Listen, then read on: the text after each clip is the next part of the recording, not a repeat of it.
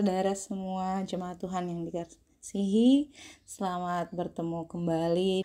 Hari ini kita akan membaca serta merenungkan firman Tuhan.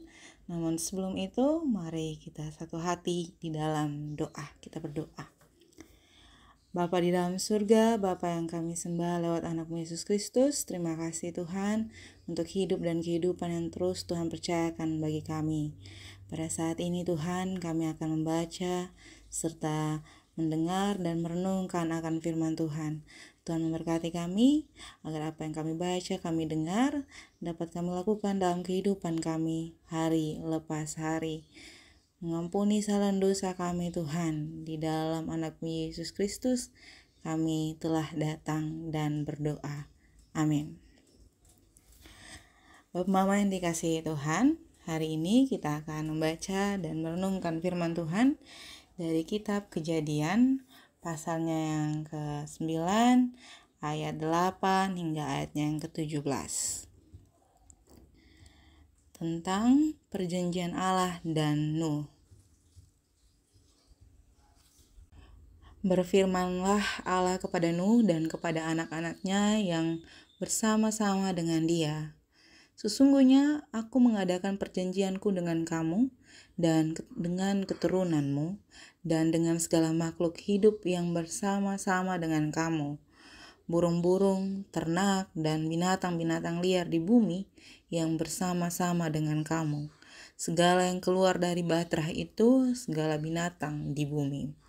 Maka kuadakan perjanjianku dengan kamu, bahwa sejak ini tidak ada yang hidup yang akan dilenyapkan oleh air bah lagi, dan tidak akan ada lagi air bah untuk memusnahkan bumi. Dan Allah berfirman, inilah tanda perjanjian yang kuadakan antara aku dan kamu, serta segala makhluk yang hidup, yang bersama-sama dengan kamu, turun-temurun, untuk selama-lamanya. Busurku kutaruh di awan supaya itu menjadi tanda perjanjian antara aku dan bumi. Apabila kemudian kudatangkan awan di atas bumi dan busur itu tampak di awan, maka aku akan mengingat perjanjianku yang telah ada antara aku dan kamu, serta segala makhluk yang hidup, segala yang bernyawa, sehingga segenap air tidak lagi menjadi air bah, untuk memusnahkan segala yang hidup. Jika busur itu ada di awan, maka aku akan melihatnya, sehingga aku mengingat perjanjianku yang kekal antara Allah dan segala makhluk yang hidup, segala makhluk yang ada di bumi.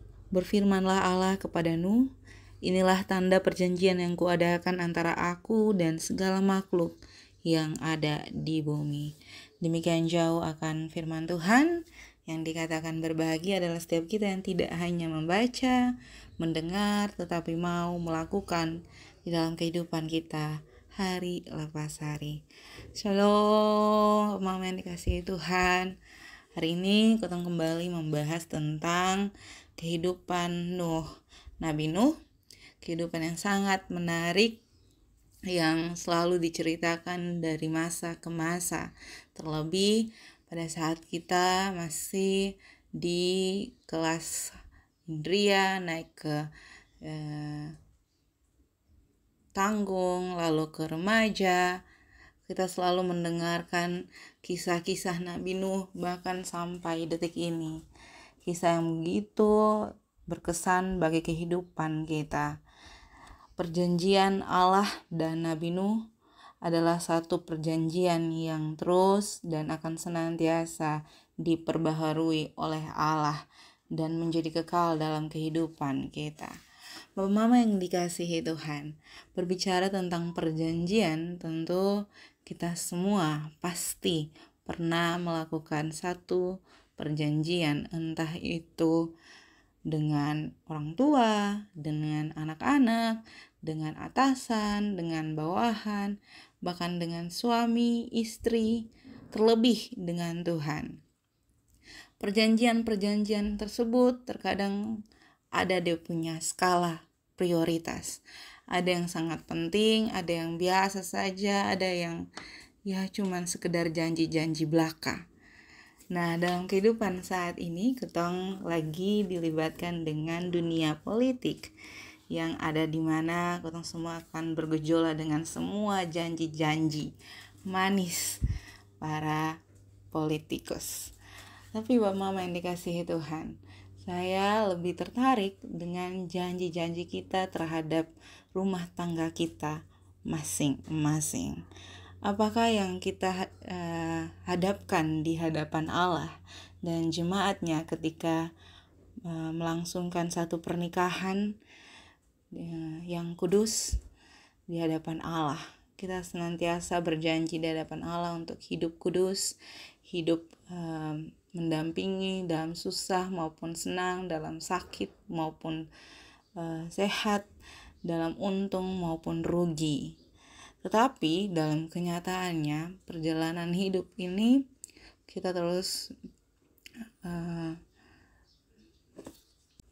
terkadang tidak mengingat janji-janji tersebut dengan berbagai jenis alasan. Entah itu karena sudah lanjut umur, entah itu karena sudah banyak hal yang menjadi beban pemikiran kita, ataupun entah itu karena ketong dengan sepelehnya menganggap bahwa janji itulah sekedar janji belaka, sekedar tanda pemenuhan atau tanda seperti tanda pemenuhan antara kita di hadapan para manusia dan bukan di hadapan Allah. Bapak Mama yang dikasihi Tuhan, di sini bukan Nuh yang mengikat janji dengan Allah, tetapi Allah yang mengikat janji dengan Nuh. Sungguh sangat menarik karena perjanjian ini adalah tanda perjanjian berkat. Bukan hanya bagi Nuh dan keluarga, tetapi juga bagi kita semua. Perjanjian ini adalah salah satu bentuk di mana Allah akan menghentikan semua bentuk pemusnahan bagi umat manusia dan seluruh ciptaannya menggunakan air bah. Bapak Mama yang dikasihi Tuhan, perlu kita ketahui bahwa pada masa itu digambarkan di dalam kitab Kejadian, air bah itu 1 tahun lamanya memusnahkan seluruh ciptaan Allah yang disebabkan oleh dosa-dosa kita sendiri. Allah mengikat janji dengan Nuh dengan maksud untuk membuat kita tetap dan senantiasa percaya dan melakukan apa yang menjadi kehendak dan keinginan Allah. Mengikat janji antara Allah dengan Nuh dan seluruh umatnya adalah salah satu hal yang perlu kita ingat dan tanam dalam diri kita masing-masing. Allah selalu memenuhi setiap janjinya. Mengapa saya mengatakan seperti ini? Karena sampai detik ini pun Bapak Mama masih menikmati janji-janji Allah. Janji diberikan napas kehidupan, janji diberikan kecukupan dalam kehidupan, janji dalam memenuhi kebutuhan-kebutuhan Bapak Mama sekalian, kesehatan, sukacita, pengharapan, semua itu adalah janji-janji Allah, janji berkat Allah yang senantiasa Allah penuhi di dalam kehidupan kita. Lalu yang menjadi satu pertanyaan besar dan menarik adalah bagaimana dengan janji-janji kita? Janji yang diikrarkan di hadapan Allah, janji yang sekedar ingin mendapatkan sesuatu, janji yang cuman karena ingin menyenangkan hati manusia, janji yang mengatasnamakan Allah untuk keinginan pribadi, kebutuhan pribadi. Sampai kapan kita seperti itu? Sampai kapan kita hanya berani mengucapkan janji tanpa berani memenuhi janji itu? Saya ambil contoh untuk kita semua, yakni dari diri saya sendiri. Ada sebuah janji di mana saya ingin berjanji dengan Allah untuk tetap setia dalam tugas dan pelayanan. Tetapi ada berbagai jenis kendala dalam kehidupan saya, yakni kemalasan, keegoisan, tidak mengontrol diri, yang mengakibatkan saya sering lalai dalam melayani Tuhan. Hal-hal seperti tidak mengontrol diri, emosi, malas, hal-hal ini sebenarnya dapat kita hindari. Tetapi kemauan di dalam diri itu tidak kita curahkan secara utuh. Kita tidak menunjukkan secara utuh, secara total untuk melayani Tuhan. Melayani Tuhan dengan berbagai pekerjaan kita. Melayani Tuhan di dalam tugas pelayanan kita masing-masing. Genapi janji kita dengan Tuhan, maka segala sesuatu yang Tuhan janjikan akan digenapi, akan diterima, akan dicukupkan dalam kehidupan kita. Jangan lagi kita menunggu janji-janji,